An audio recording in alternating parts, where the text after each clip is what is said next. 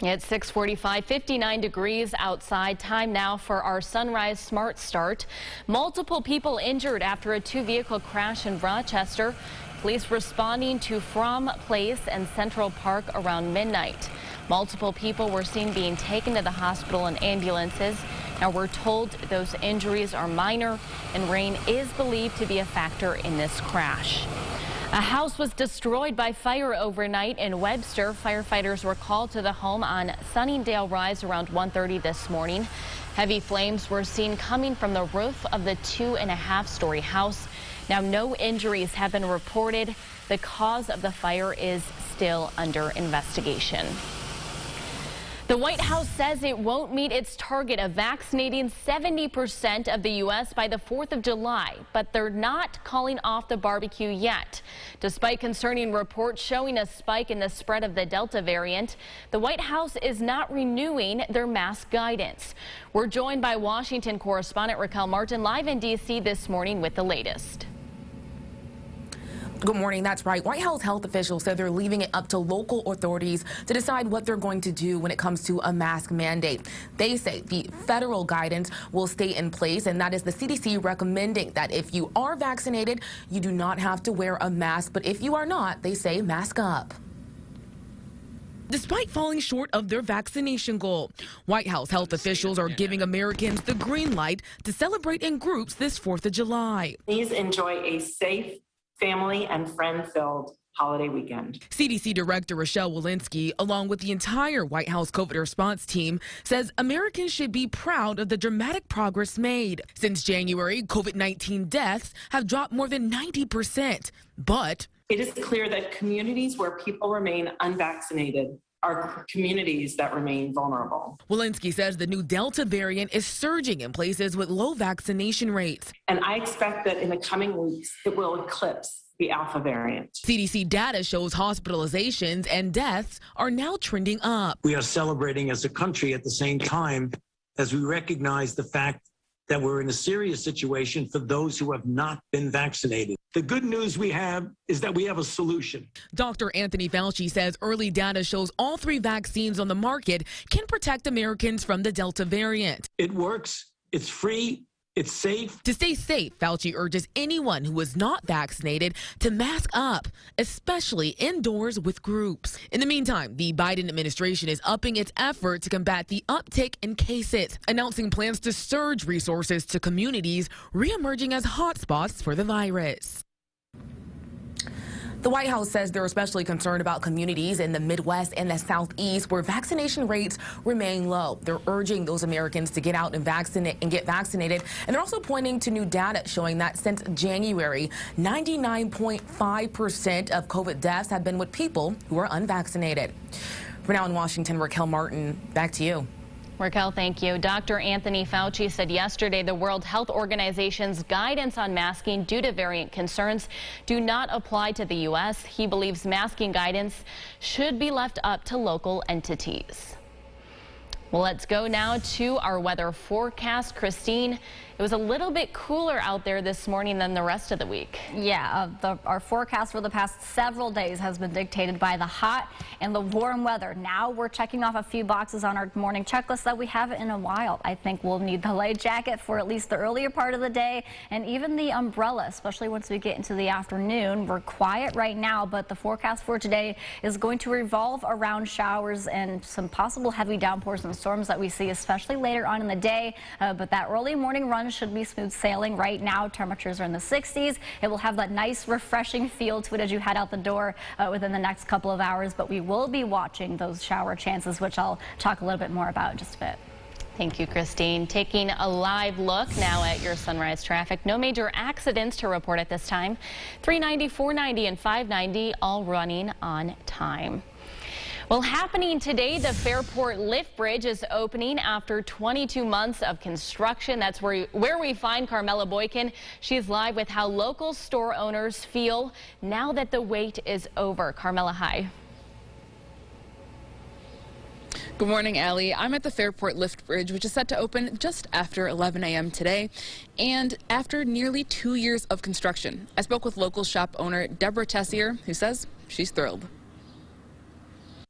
My gosh, we're so excited. And the foot traffic, the drive-by, people getting excited to come back into town that haven't been in town for so long, and even the boater traffic, the canal. Tessier owns Main Street Mercantile and says her store has missed out on spur-of-the-moment customers. People are driving home from work and they decide, oh, I need a birthday gift on my way home from work. That hasn't happened in 22 months. She's also missed tourism from the south side of the bridge. This is a walking village, and we've missed a lot of the walk-by traffic because we're cut in half.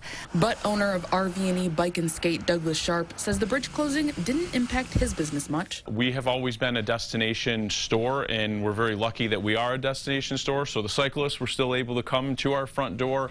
People that drove in, some of them were like, well, it was kind of a little bit of a hassle to get here, but there's no traffic. But when the bridge is open, the village gets more congested. There's trains going by, and then the bridge goes up, and then there's a couple boats that go through, and then the bridge goes down. It doesn't take that long, but it definitely slows people up, and then they get frustrated. But overall, Sharp says having the bridge open is a good thing. It is much easier just to walk right up Main Street. So definitely a lot more foot traffic for those businesses right near and adjacent to the bridge. And the bridge will open just past 11 a.m. after a ribbon-cutting ceremony in Kennelly Park. Reporting in Fairport, Carmela Boykin, News 8. Allie? Thank you, Carmela. Now, the New York State Department of Transportation said supply chain issues led to delays in getting the necessary materials for the rehabilitation process. The Fairport Music Festival will be happening this August 27th and 28th. The event was canceled last year because of the pandemic. It's in support of Golisano's Children's Hospital, and organizers say that they are still working out many of the details and that they're in need of sponsors and volunteers. Now, if you're interested, you're encouraged to log on to fairportmusicfestival.com. Some good news for music fans. Rochester's Party in the Park concert series is returning to Martin Luther King Park for its 25th anniversary. The series was also canceled last year due to the pandemic. It will kick off July 14th and 15th and have performances every Thursday until September 2nd. General admission tickets are $7 a person, and kids under 12 get in for free. There will also be VIP and season passes available beginning on Tuesday. New national data shows a significant increase in injuries and deaths due to fireworks during the pandemic. In today's Family First, we're taking a look at what to do to help keep your family safe this summer. Now, according to a Consumer Product Safety Commission report, at least 18 people died in 2020 compared to 12 in 2019. Now, 15,600 people were treated in the ER after a fireworks accident, up from 10,000 the previous year. Officials say most injuries occurred around the 4th of July. I lost my pinky, I lost my ring finger, the tip of my middle finger, and my thumb from my left hand. On my right hand, I lost my index finger and the tip of my middle finger and damaged my thumb. 8 of those 18 deaths were to someone who had been using alcohol or drugs. You need to be very careful when you're using fireworks. Experts also warn never let children use fireworks, including sparklers, which burn at 2,000 degrees. Never try to relight or pick up a firework that's not working, and keep a hose or bucket of water nearby. Well, time now for the GRE Morning Business Report. Walgreens swings to a profit in its latest quarter after playing its part in administering COVID-19 vaccine shots. The drugstore chain says it earned $1.2 billion in its third quarter. That was better than expected, and sales topped $34 billion. Vaccines made up more than half of the company's increase in prescriptions filled. 364,000 people filed for new unemployment benefits last week. That's according to the Labor Department. It is down from the prior week and better than expected. It also marks a new pandemic-era low. And today we'll get all the new all-important monthly jobs report. Well, here's what some folks might be talking about at the water cooler this morning. Many families gearing up for the 4th of July celebrations this weekend. Fireworks will be flying in downtown Rochester. 2 major evening events will be happening this Sunday. At 10 p.m., a drone show will light up the sky at High Falls. Over 200 drones will be making a series of aerial designs for about 15 minutes.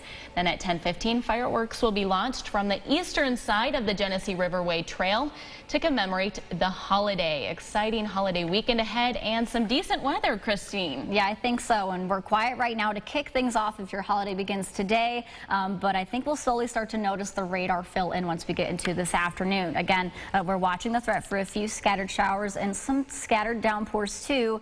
More towards the afternoon, it will be a cooler day with lots of clouds. Of course, we've got those rain chances still in the mix, but the holiday weekend overall will be a slow but steady improvement, especially once we get to Saturday. We'll have temperatures in the 70s, maybe a few lingering showers here or there. But if you're doing anything outside, I think later in the day Saturday, maybe even for some firework displays, I think that's going to be your best night to do it. And on the holiday itself, it looks great. We've got sunshine, temperatures right around 80, maybe an isolated shower, but overall, it's going to be a pretty nice feeling weekend, Allie.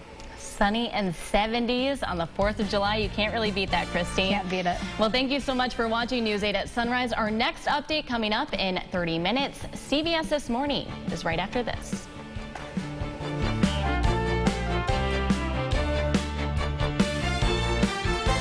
Follow News 8 wherever you are on RochesterFirst.com, Facebook, Twitter, and on our app for news and weather.